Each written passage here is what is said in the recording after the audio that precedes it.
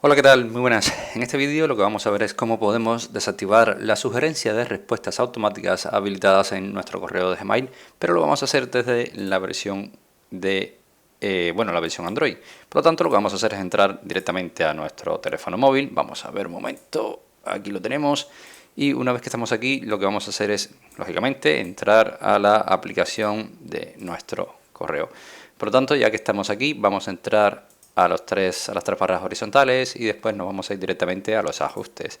Dentro de los ajustes vamos a elegir la cuenta de correo en la cual queremos hacer esta modificación, en la cual queremos desactivar las sugerencias de respuestas automáticas y haremos un poco de scroll hacia abajo. Verás que tienes aquí un apartado que viene habilitado por defecto que pone respuesta inteligente, y si lees un poco estas dos líneas de descripción dice que puede mostrar sugerencias de respuesta si hay disponible.